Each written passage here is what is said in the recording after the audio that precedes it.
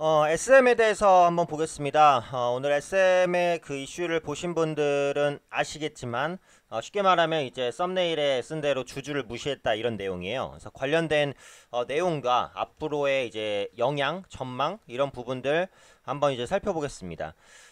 오늘 나온 내용은 그거죠. 주주 서한에 대해서 성의 없게 답변을 했다. 네, 그런 내용이 나오면서 이제 주주 무시 발언이다라는 언급들이 나왔습니다. 그래서 기업의 신뢰가 좀 훼손이 되는데 이게 이제 보시면은 그 주주 서한에 답변을 했다는 것은 주주 서한이 있었다는 얘기잖아요.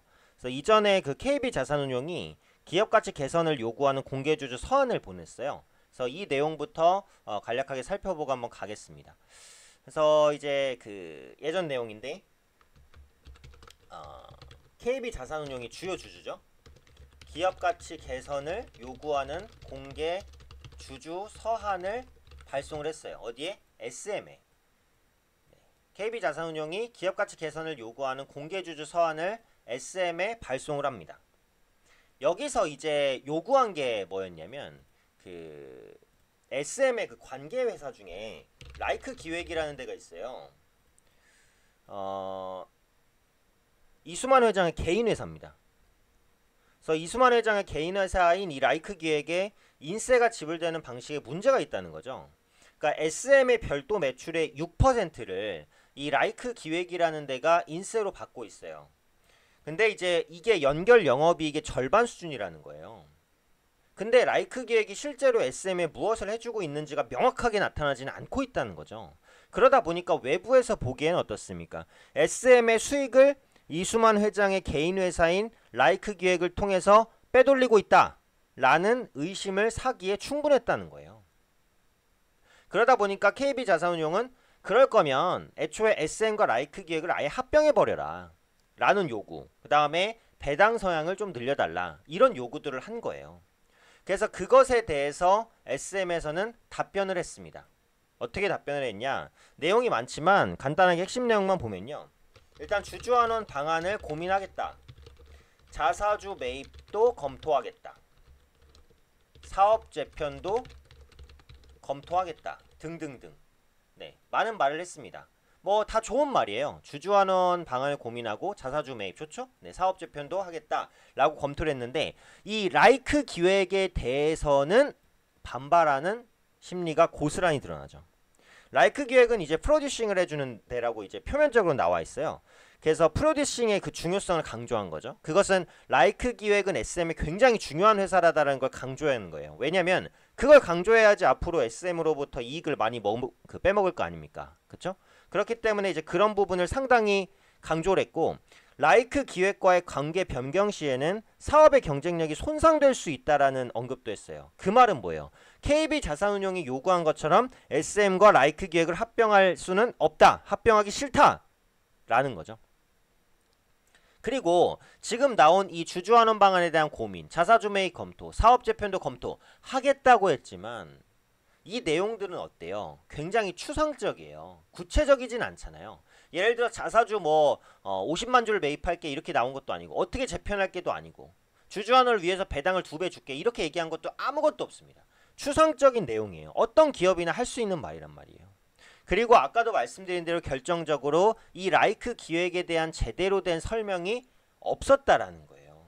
라이크 기획의 수익 구조의 정당성을 구체적으로 설명하지 못했다는 거죠. 그러니까 결국은 이수만 회장 입장에서는 어떻습니까? 라이크 기획은 건드리지 마. 내 회사야. 이런 관점이라고 보시면 돼요. 그러다 보니까 주주를 무시하는 발언이었다. 기업의 이제 신뢰가 좀 떨어졌죠. 그러면서 오늘 주가 급락이 나타났어요. 그 실제로 지금 엔터주 같은 경우에는 그 YG의 버닝썬 사태로 촉발된 리스크가 아직 끝나지 않았어요. YG 내에서도 승리의 버닝썬 리스크에 이어서 양현석 전 대표 프로듀서가 입건이 됐고, 그 다음에 빅뱅 대성의 건물에서 성매매 업소가 운영됐다 뭐 이런 논란까지 있잖아요. 엔터 산업은 전에도 말씀드렸지만 꿈을 먹고 자라는 업종이에요.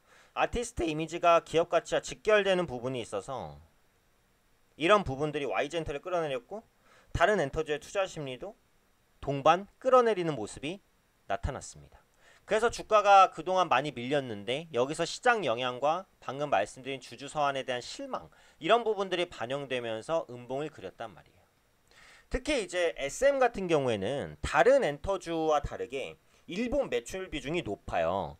근데 지금 한일 관계가 경색돼 있잖아요. 모두가 아시다시피.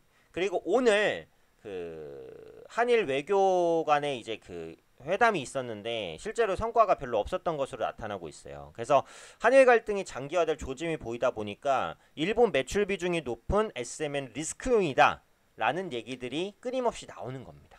그러니까 지금 SM은 여러 가지 이게 주주의 욕구도 충족시키지 못하고 주주를 무시하는 처사를 했다라는 비난도 받고 일본 매출 비중이 높은 부담 그리고 버닝썬으로 촉발된 엔터주의 전반적인 이제 투자 심리 악화 이런 악재들을 모두 다 반영하고 있는 구간이라고 보시면 돼요. 그래서 그런 관점에서 외국인의 수급 이탈도 나왔고요. 근데 어쨌든 지금 주가는 말씀드렸던 부분을 굉장히 많이 반영한 주가라는 생각은 들어요. 이게 최고점 대비해서는 주가가 거의 한 7-80% 정도 빠졌잖아요. 그리고 오늘 급락 이후에는 밑꼬리를 다는 모습도 나타나기는 했어요.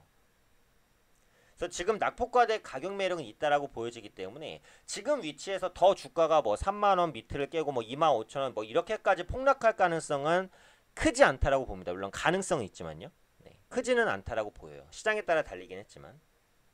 그래서 어쨌든 바닥 확인 구간이라고 보는데 제가 앞서 말씀드렸던 이런 리스크 중에 해소된 건 또 없어요. 그러다 보니까 주가가 상승하려고 해도 상방 압력을 꾸준하게 받아나갈 것으로 보이긴 한단 말이죠. 그래서 이런 리스크들을 생각해 본다면 여전히 SM은 좀 보수적인 시각으로 보셔야 되지 않을까. 빠른 반등은 좀 어렵지 않을까. 다만 그렇다고 해도 지금 악재가 많이 반영이 됐기 때문에 추가적인 급락보다는 현재 주가 구간에서 변동성을 보이면서 바닥을 좀 탐색해 나가는 과정을 좀 거치지 않을까. 이렇게 판단합니다. 그래서 SM의 이제 오늘 나온 이슈 그리고 앞으로의 전망에 대한 분석 간략하게 해드렸으니까 이 부분 참고하셔서 매매하시면 좋을 것 같습니다.